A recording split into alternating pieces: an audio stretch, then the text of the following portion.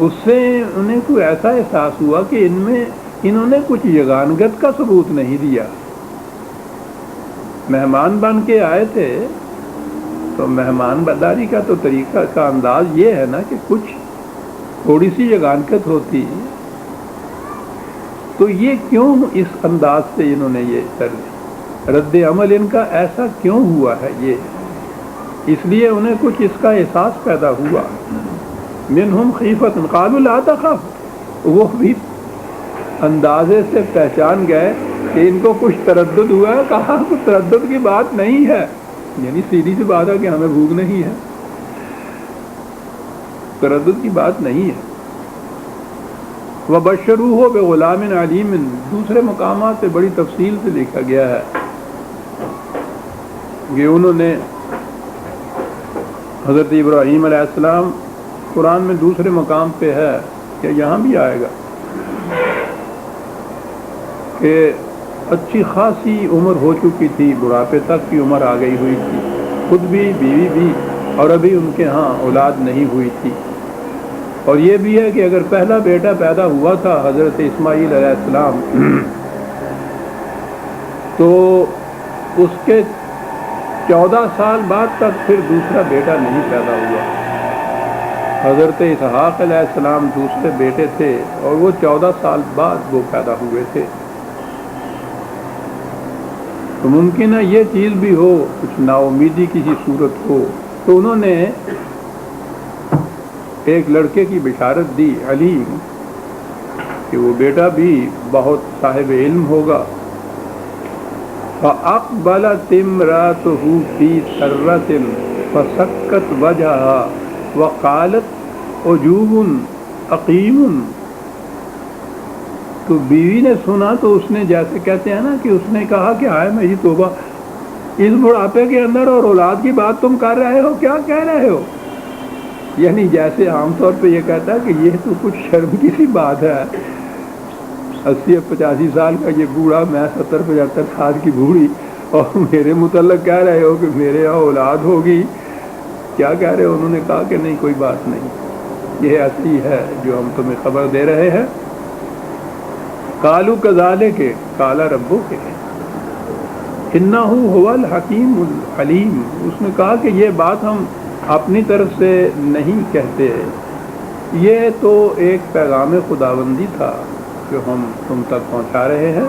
اور جب اس نے یہ بات کہی ہے خدا نے، تو بہرحال یہ تو ایسے ہو کے رہے گی، عید ہوگی.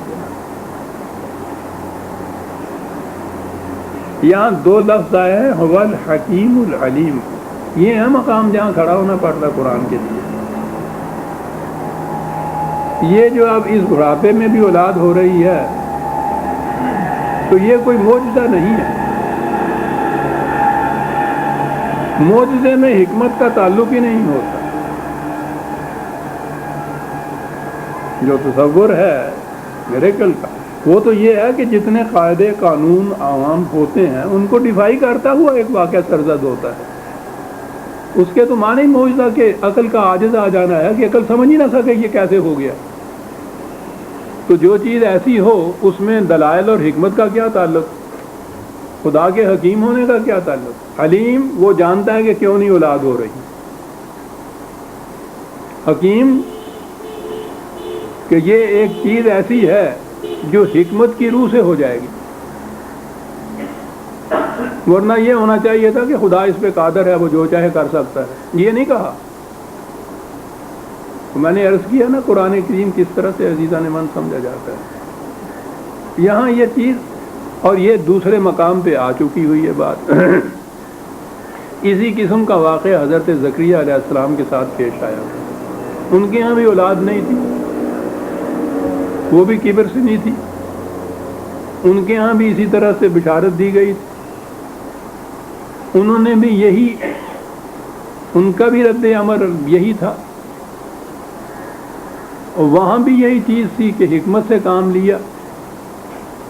تو اب آج کل کی اصطلاح میں تو واقعی حکمت طبابت کو کہتے ہیں. بہرحال حکمت کا لفظ یا حکیم کا لفظ وہاں آتا ہے جہاں قاعدے قانون کے مطابق کوئی بات ہوتی ہے.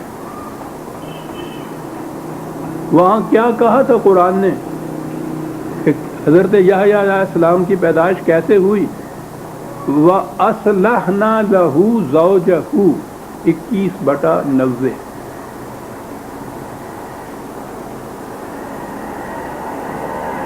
ان کی بیوی میں کوئی ایسا نقص تھا، بیماری تھی جس کی وجہ سے استقرار حمل نہیں ہو رہا تھا،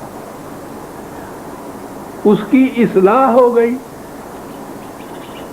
اور کیا بات ہے، قرآن ایک لفظ میں ساری گتھیاں سلجھا جاتا ہے۔ اصلاحنا تو ٹھیک تھا کہ اس کی اصلاح ہو گئی، وہاں ہے لہو، خاوند میں کوئی نقص نہیں تھا، وہ اس کے لیے اس قابل ہو گئی کہ استقرار حمل ہو جائے۔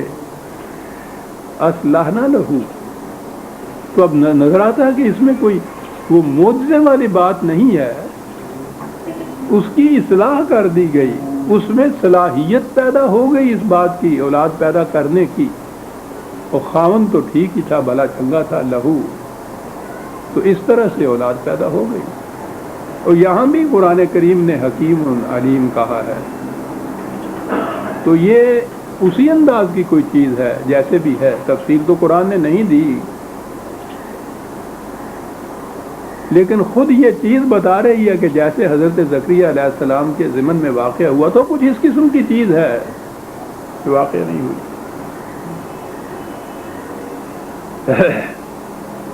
آگے بڑھنے سے پہلے پیشتری یہ عرض کروں کہ ہمارے ہاں باتیں یہ چلی ہوئی ہے، اول تو یہی بات چلی ہوئی ہے کہ وہ اولاد کیسے پیدا ہو گئی تھی، اور پھر یہ باتیں چلی ہوئی ہیں کہ یہ آنے والے کون تھے۔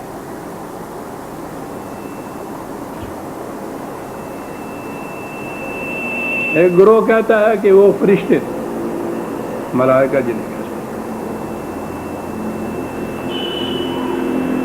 اب یہ کہنے والے جو ہے ان کے متعلق تو حیرت ہے کہ 1000 برس سے ہمارے ہاں یہ چلی آ رہی ہے بات کہ وہ فرشتے تھے، انسان کی شکل میں آئے۔ حضرت ابراہیم علیہ السلام نے ان کے سامنے کھانا پیش کیا،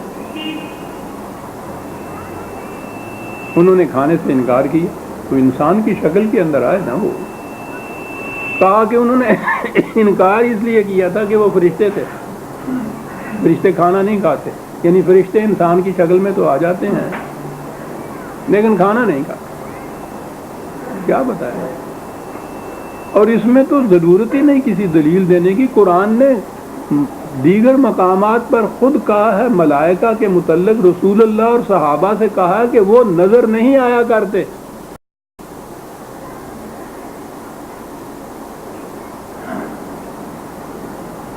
حیرت ہوتی ہے عزیزان مان مجھے تو ان چیزوں سے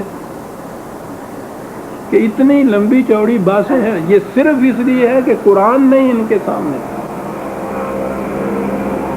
قرآن کی طرف نہیں جاتے۔ قرآن کی تفسیر لکھی جا رہی ہے اور قرآن کے اس مقام کو کوئی نہیں لایا ہے سامنے کہ قرآن نے کہا ہے ملائکہ نظر نہیں آیا کرتے، اور باتیں جاری ہیں۔ کون تھے، اس شکل میں کیوں آئے تھے، انسان تھے تو انسانوں کی کیسی شکل تھی، چلی ہوئی ہے یہ بات۔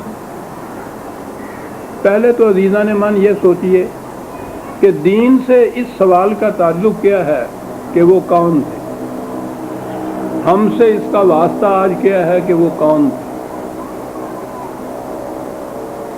قرآن کریم نے ان کو مرسلین کہا ہے، رسل کہا ہے، خدا کے فرستادہ جسے کہتے ہیں، بھیجے ہوئے تھے، قاصد تھے۔ رسول کا لفظ تو آتا ہی قاصد کے لیے، اور رسول آتے ہی قرآن نے کہا ہے کہ وہ ہمیشہ انسان ہوتے تھے، بشر ہوتے تھے، تو ٹھیک ہے، کوئی بشر تھے، کوئی قاصد تھے۔ اب یہ بیٹھ کے متعین کرنا کیا، متعین کرنے کے لیے بحثوں میں پڑ جانا کہ وہ کون تھے، بشر نہیں ہو سکتے تھے، کہ انہوں نے یہ بشارت اپنی طرف سے کی، وہ قرآن میں نہیں دیکھا کہ انہوں نے یہ کہا تھا کہ خدا کا پیغام تم تک پہنچا رہے ہیں، اپنی طرف سے بشارت نہیں دی تھی۔ ملائکہ تھے، ملائکہ بشکل، اب بات شروع ہو گئی کہ ملائکہ بشکل انسانی